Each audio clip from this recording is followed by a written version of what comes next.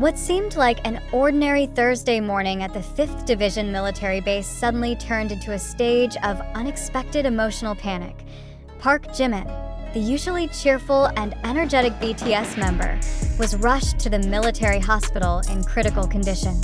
However, what shocked the public wasn't just Jimin's deteriorating condition, but the deep sorrow shown by Jungkook, his bandmate and close friend, who was seen silently crying in the waiting room, not saying a single word. What really happened? And why was Jungkook so overwhelmed with guilt? Jimin's sudden physical decline wasn't without warning signs. According to internal sources from the military training environment, Jimin had shown symptoms of fatigue over the past few days. He looked sluggish, often lost focus during training, and had complained of dizziness multiple times after intense physical activities. However, instead of resting, Jimin chose to continue participating in all training sessions. His reason was simple, yet touching. He didn't want to trouble anyone. The night before the incident, Jimin had told Jungkook, "If I can't handle it, I'll tell the instructor. Don't worry." That sentence now echoes in Jungkook's mind, like an unhealed wound. When the medical siren sounded that morning, all soldiers were immediately on alert. But the most striking sight was Jimin being supported by two comrades on his way to the medical room. His face was pale, his breath short, and his body barely able to stand. Jungkook, who witnessed it firsthand, showed no anger or panic.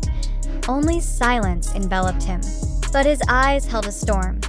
Military doctors confirmed that Jimin suffered from severe dehydration, plummeting blood pressure, and a sharp rise in body temperature. He was immediately moved to the intensive care unit. This is a case of extreme fatigue.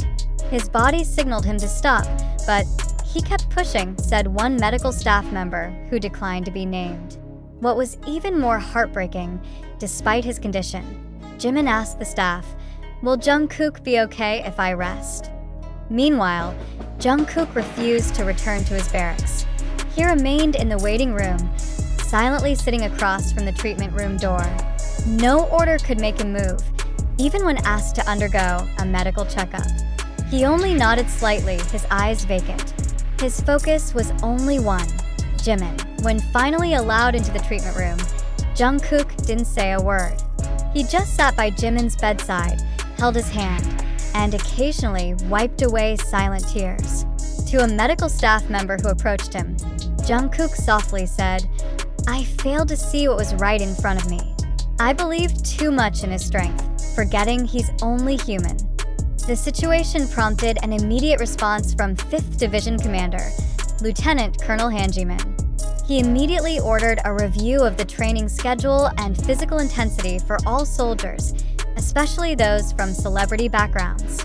This isn't about their public status. It's about how these two showed the meaning of endurance and responsibility in silence.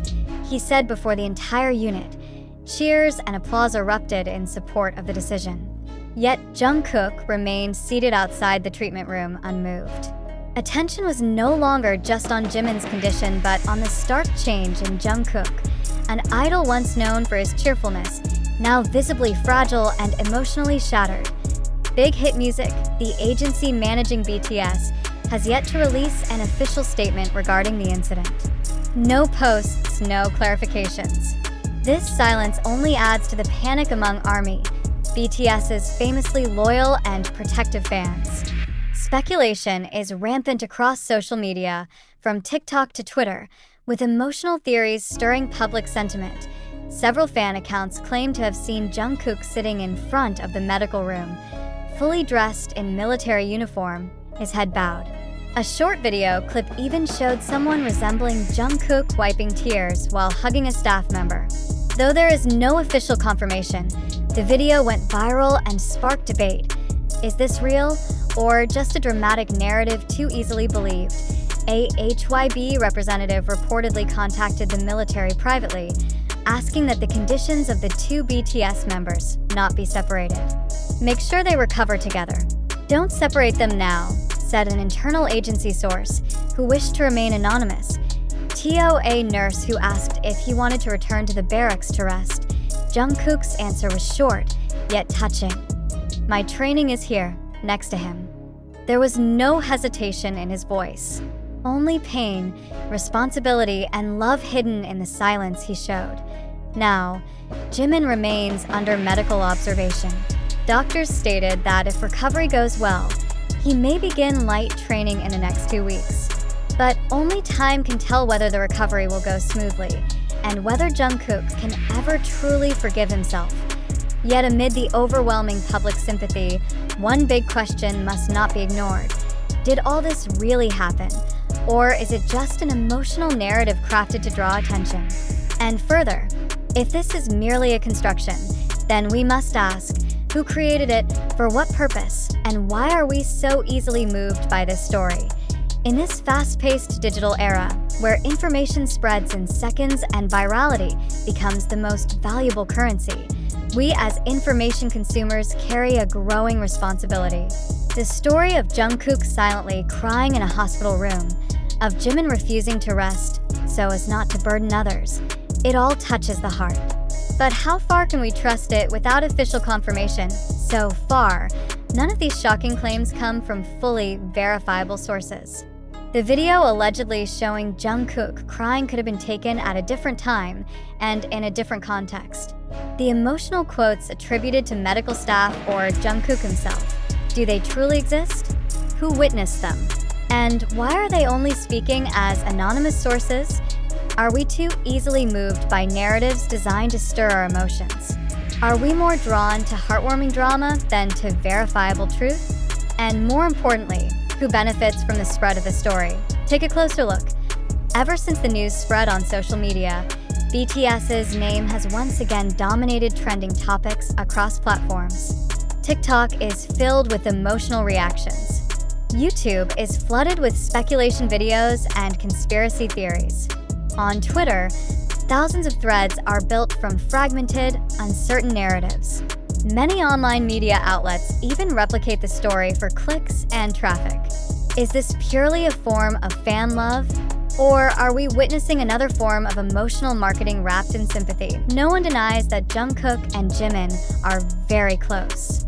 Their bond was visible even before military service. But does that closeness automatically justify all the stories currently circulating?